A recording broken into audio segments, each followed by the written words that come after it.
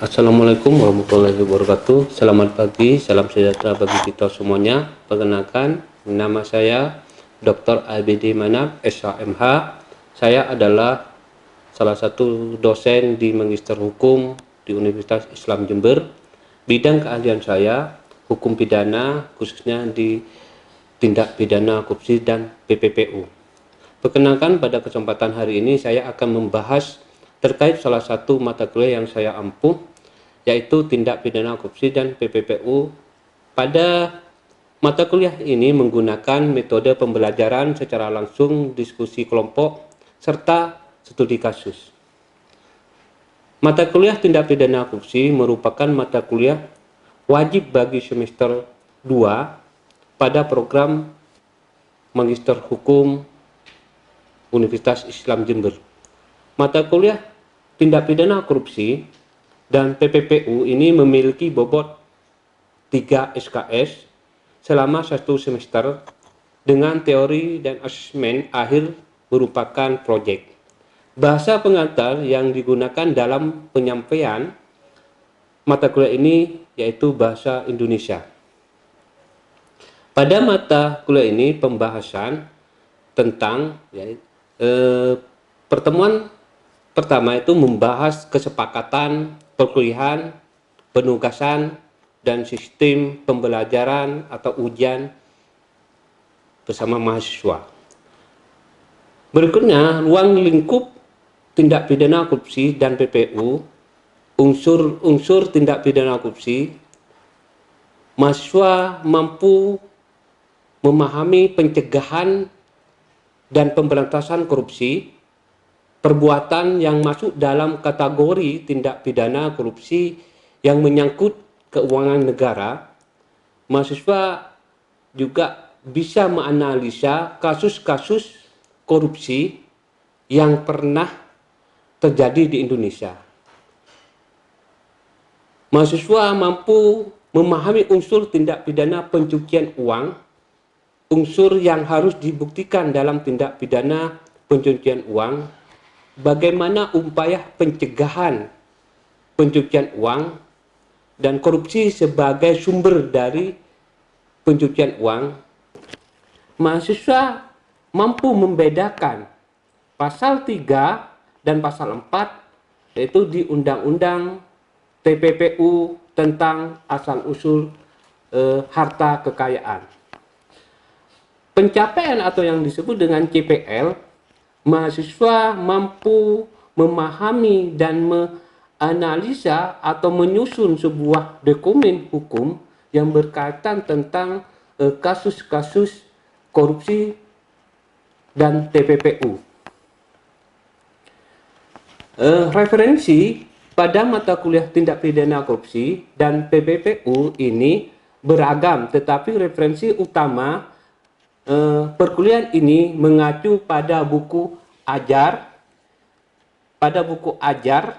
Hukum Tindak Pidana Korupsi yang dirancang dan disusun sesuai dengan RPS selama 1 semester.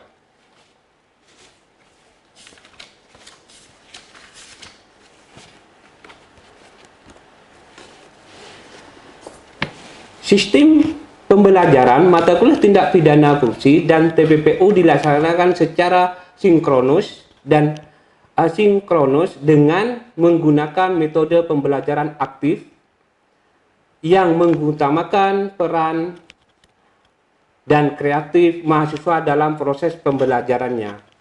Bentuk perkuliahan sinkronus dilakukan secara tatap muka di ruang kelas maupun digunakan Zoom web atau conference. Sedangkan perkuliahan sinkronus dilakukan menggunakan WhatsApp group dan lain sebagainya untuk memfasilitasi mahasiswa berdiskusi perihal mata kuliah tindak pidana dan korupsi dan TPPU serta penugasan secara mandiri maupun kelompok. Pembelajaran mata kuliah tindak pidana korupsi dan TPPU ini dilaksanakan selama 16 pertemuan dan 7 pertemuan itu pemaparan materi dan kuis. Kemudian di UTS dilaksanakan pada pertemuan ke-8. Pertemuan yang ke-9 sampai ke-15 kembali pemaparan materi dan selanjutnya UAS dilaksanakan pada pertemuan ke-16. Evaluasi pembelajaran mata kuliah tindak pidana korupsi dan PPPU didapat dari 4 komponen, yaitu kuis interaktif, yang kedua penugasan sebanyak 5 kali baik individu maupun kelompok dengan replik penilaian yang disesuaikan dengan masing-masing jenis tugas. Yang ketiga UTS yang dilakukan dengan memberikan soal Asia, serta UAS berupa proyek dengan replik yang digunakan untuk mengukur kemampuan mahasiswa setelah mendapatkan materi mata kuliah tindak pidana korupsi dan PPPU. Untuk berikutnya merupakan cuplikan dari proses pembelajaran yang saya laksanakan secara sinkronus tatap muka di ruang kelas. Selamat menyaksikan proses pembelajaran saya. Assalamualaikum warahmatullahi wabarakatuh. Selamat siang, bapak-bapak, ibu-ibu sehat? Apa sudah belajar? Kita ya kemarin pertemuan minggu kemarin yaitu tentang kita bahas unsur-unsur tindak pidana korupsi. Minggu yang pertemuan sekarang kita akan membahas strategi pencegahan dan pemberantasan korupsi. Apakah bapak-bapak ini memahami tidak strategi pencegahan dan pemberantasan korupsi ini? Ya, mari kita lanjut ya. Nih, strategi pencegahan ya secara preventif di sini adalah bagaimana kita penegak hukum itu mengutamakan segi pencegahan. Ya. Dimana pencegahan lebih baik daripada mengobati. Ini sangat relevan dalam pemberantasan korupsi. Strategi pencegahan atau preventif bertujuan untuk menghilangkan akar penyebab dan menutup peluang terjadinya korupsi sebelum perbuatan itu terjadi. Ini kadang-kadang jarang dilakukan oleh penegak hukum. Dari semua kayak KPK itu selama ini dalam pencegahan ini tidak pernah mengutamakan strategi pencegahan, tapi selalu mengutamakan tindakan.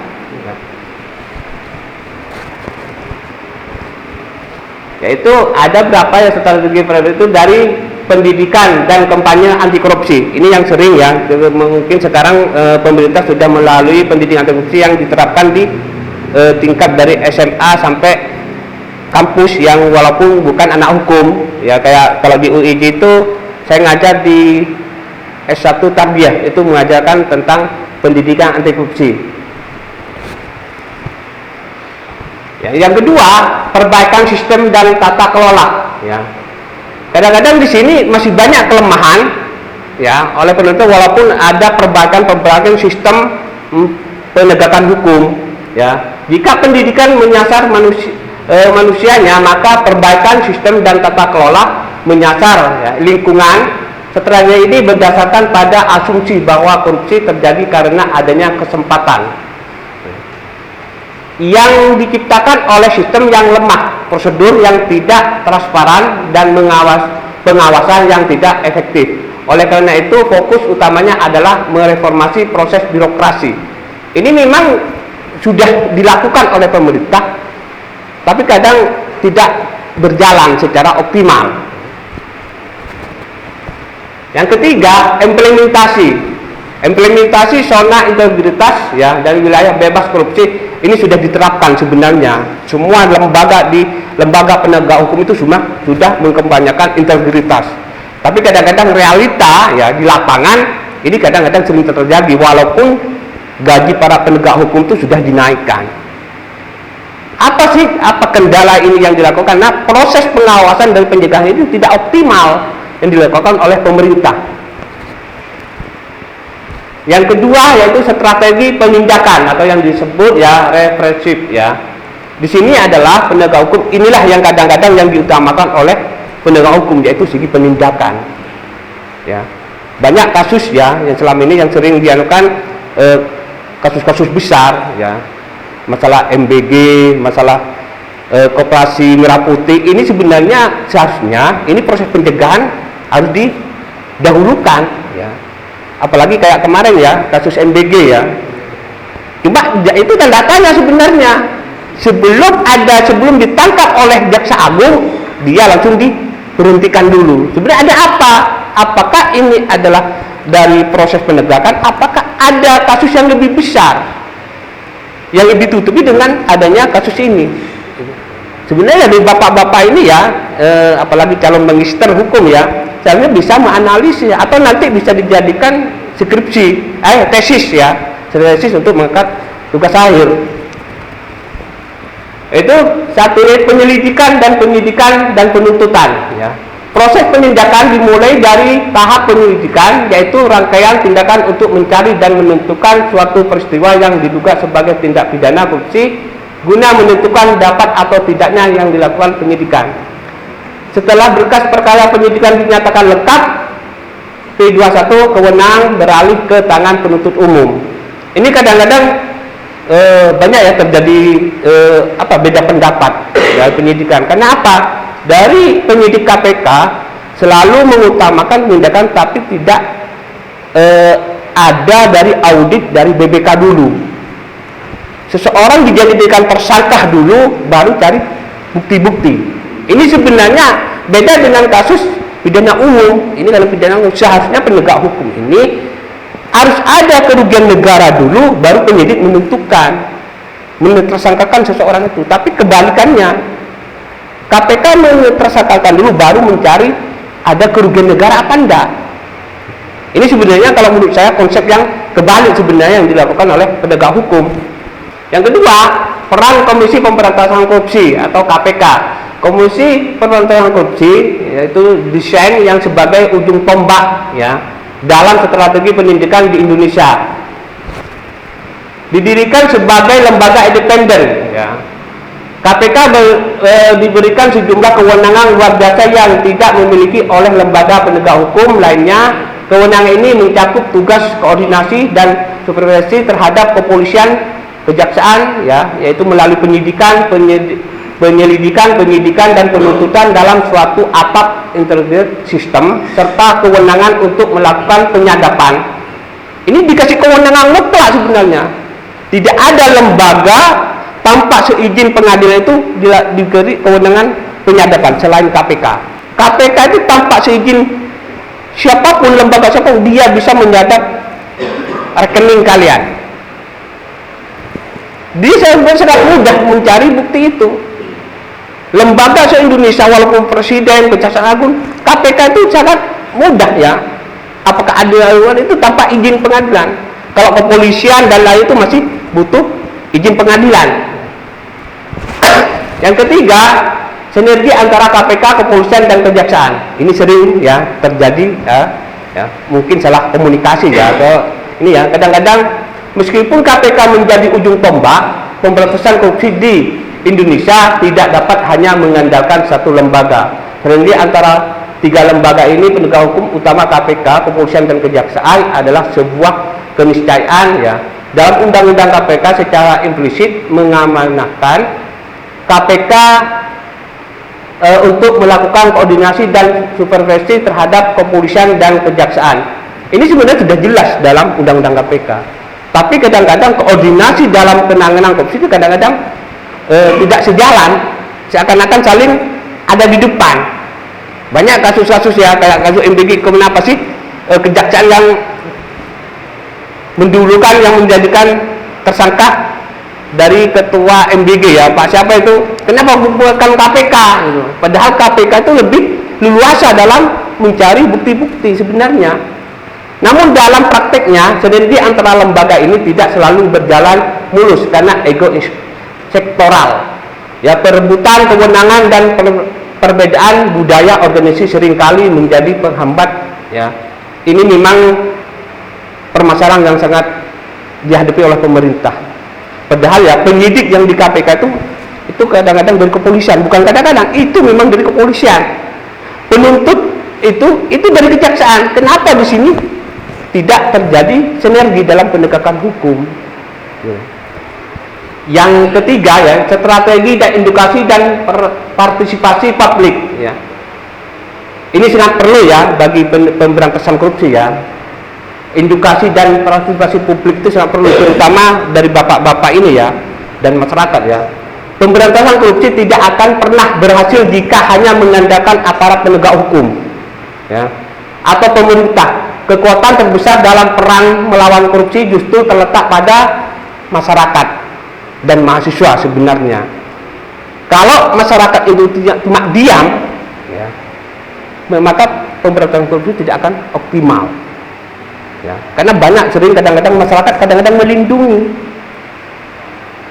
apalagi contoh ya, dana masuk ke desa itu masyarakat pasti diam, padahal paling besar itu kadang-kadang korupsi dana yang meluncur ke bawah ya.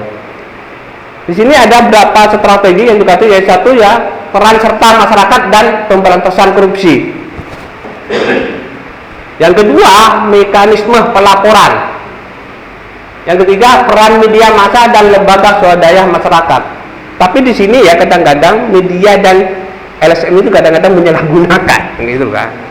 Padahal ini sangat berperan sebenarnya ya dalam pengawasan, dalam pencegahan biar tidak terjadi hal-hal yang merugikan negara tuh. Karena negara dia bahasanya rugian negara, padahal uangnya bapak-bapak yang bayar pajak ya, cuma kayak sepeda motor itu kan. Kerjasama internasional ya, di era globalisasi korupsi telah menjadi kejahatan internasional. Pelaku dapat dengan mudah melarikan diri ke luar negeri ya, ke negara lain atau menyembunyikan aset ya, kejahatan ya. Memang makanya korupsi itu sekarang agak pintar ya para pejabat-pejabatnya itu. Kadang-kadang hasil korupsi itu dialihkan ke pihak ketiga, dibuat aset atas nama orang lain atau dibawa ke luar negeri. Makanya perlu ya kerjasama Indonesia secara internasional ya. Yaitu satu ya, ekstradisi dan bantuan hukum timbal balik. Yang kedua, Konvensi PBB melawan korupsi. Tiga, peran lembaga internasional. Selain itu, instrumen hukum berbagai lembaga internasional juga memainkan peran penting dalam pendukung upaya pemberantasan korupsi. Tapi kadang-kadang jadi kendala ini walaupun kerjasama, karena sistem hukum di Indonesia ini kadang-kadang nggak sama antara Indonesia dengan Singapura, antara Indonesia dengan Amerika. Ini kadang-kadang yang jadi kendala, tantangan dalam penegakan hukum lintas batas ya. Ini juga jadi permasalahan, kendala lagi tentang sistem yang berlaku di antara negara. Ini juga jadi kendala, dan juga tawaran antara Indonesia, apalagi sekarang Indonesia ini lagi perang ekonomi ya, diserang ekonomi dengan rupiah sangat drastis. Walaupun Presiden Prabowo mau ngomong masyarakat Indonesia beli nggak pakai dolar, tapi imbasnya imbasnya ke masyarakat yang sekarang ini semakin merosot. Ya tergantung dari bapak-bapak ini nanti mau protes apa enggak gitu kan. Dari kesimpulan ya, menguraikan strategi pemberantasan korupsi yang holistik yang berdiri di atas 3 pilar utama dan diperkuat oleh kerjasama internasional. Pilar pertama itu strategi pencegahan. Ini memang sangat penting sebenarnya ya, sebenarnya diterapkan di Indonesia. Fokus pada upaya hulu melalui pendidikan anti korupsi, perbaikan sistem dan tata kelola seperti prosirikmen serta implementasi program zona integritas. Pilar kedua, strategi penindakan yang disebut dengan represif, merupakan upaya penegakan hukum yang melibatkan proses penyelidikan, penyidikan dan penuntutan hingga peradilan di peradilan tipikor. Dalam pilar ini KPK memegang peran sentral sebagai ujung tombak, namun aktivitasnya bergantung pada sinergi dengan kepolisian, kejaksaan. Pilar ketiga, strategi edukatif dan partisipasi publik, memperdayakan masyarakat sebagai pengawas internal melalui mekanisme perlaporan ya, serta peran advokasi dan investigasi dari media massa dan LSM. Terakhir yaitu karena korupsi bersifat transnasional, semua pilar ini didukung oleh kerjasama internasional melalui instrumen seperti ekstradisi, bantuan hukum, timbal balik, dan implementasi konvensi global. Mungkin dari uraian ini mungkin ada yang mau didiskusikan atau pertanyaan. Kami persilahkan untuk bapak-bapak dan ibu ini. Ya. Saya pernah mendengar suatu hakim, yaitu Adjuan Kostar, yang bilangnya begini: Indonesia ini memang penuh dengan korupsi, tapi suatu saat pasti akan hilang korupsinya. Itu kata Adjuan Kostar, suatu saat, tapi nggak tahu suatu saat itu kapan. Nah, yang saya pertanyakan Bapak, bagaimana strategi pencegahan yang efektif dalam tindak pidana korupsi tersebut? Mungkin yang saya jelaskan mulai dari awal ya, ada berapa strategi, yaitu satu, pendidikan dan kampanye anti korupsi yang dilakukan, yang sudah dilakukan ya mulai tahun kemarin ya, yaitu diterapkan di beberapa sekolah-sekolah, yaitu di kampus yang di kampus bukan fakultas hukum, yaitu yang kami jelaskan itu tentang pendidikan dan kampanye anti korupsi. Dan kedua, yaitu perbaikan sistem dan tata kelola. Yang ketiga yaitu implementasi zona integritas wilayah bebas. Kalau dari tiga ini sebenarnya kalau sudah diterapkan secara optimal ya oleh pemerintah dan dilaksanakan secara integritas di lembaga-lembaga, insya Allah ini mungkin bisa ya dari segi pencegahan. Makanya saya dari awal kalau saya sering diskusi ya, saya paling nggak setuju sebenarnya, nggak begitu setuju, bukan nggak setuju, nggak begitu setuju tindakan ini yang dijadikan senjata utama. Seharusnya pencegahan ini ya yang lebih diutamakan oleh penegak hukum melalui ya pendidikan ya anti korupsi, integritas ya. Ini sebenarnya walaupun sudah berjalan di beberapa lembaga, dikampanyekan oleh penegak hukum, di kepolisian, kejaksaan, kalian itu masuk ya bapak-bapak ke kejaksaan, tapi tertulis integritas, wilayah integritas. Masuk ke pengadilan sama. Tapi kadang-kadang integritas itu cuma di luarnya saja. Ini kadang-kadang di sini pengawasannya yang sangat lemah sebenarnya dari pemerintah, terutama dari penegak hukum ini melalui KPK ini. Ini sangat lemah kadang-kadang. Seandainya ini memang diutamakan dibuat senjata ya, memang kadang-kadang saya ada sepakatnya dengan pendapatnya Menteri yaitu Pak Luhut ya. Saya nggak setuju dengan adanya OTT. Saya lebih setuju pencegahan ini diutamakan. Sebenarnya setelah saya pikir memang benar. Walaupun kadang-kadang penindakan kita mendahulukan, tapi hasilnya kadang-kadang mana ada uang negara kembali. Sampai sekarang nggak jelas berapa uang negara kembali. Karena kalau segi pencegahan didahulukan ya, ini sebelum terjadi ada indikasi. Ini sebelum, satu contoh ya, kasus MBG. Ini sebelum merambat, makanya turun langsung. Cuma sayangnya kenapa dia diberhentikan dulu, baru ditangkap. Ini ada apa sebenarnya? Ini ya kalau menurut saya dari segi strategi preventif ya, dari segi pencegahan. Mungkin ada tambahan atau yang sanggahan? Mungkin ada yang lain? Ya? Oke, saya ingin bertanya Bapak tentang apa dampak jangka panjang dari ketergantungan yang terlalu tinggi pada referensi untuk mempertahankan kekuasaan. Dan yang kedua itu bagaimana strategi dari referensi itu sendiri? Strategi dari Referensi itu sendiri. referensi ini dari segi penindakan. Sebenarnya selama ini kan KPK sudah dari pencegahan ini mengutamakan penindakan. Cuma kadang-kadang kelemahannya kalau menurut saya ada segi kadang-kadang KPK itu tidak melakukan penyidikan yang lebih mendalam. Cuma baru mentersangkakan dulu, baru mencari alat bukti. Ini sebenarnya yang saya kurang sepakat sebenarnya ya. Kalau kita ngomong strategi penindakan, yaitu ada beberapa hal, yaitu satu yaitu penyelidikan. Ini sebenarnya harus diutamakan, penyelidikan. Kalau memang tidak cukup bukti, tidak ada kerugian negara, seharusnya penegak hukum itu tidak sembarang tersangkakan orang, karena ada kuncinya ada di penyelidikan. Karena selama ini penyelidikan itu apa ya, belum ada ditemukan ada kerugian negara, itu banyak yang jadi kasus. Barulah penyidik itu melakukan cari kerugian negara, berarti butuh waktu. Ini kadang-kadang saya nggak sepakat dengan cara-cara seperti itu ya yang dilakukan oleh penegak hukum. Barulah ya kalau sudah memenuhi dari penyelidikan, sudah memenuhi unsur-unsur, barulah naik menjadi penyidikan sehingga lanjut ke penuntutan. Yang kedua itu peran Komisi Pemberantasan Korupsi, yang dari awal saya jelaskan bagaimana peran komisi dalam tindak pidana korupsi ini dalam melakukan penindakan.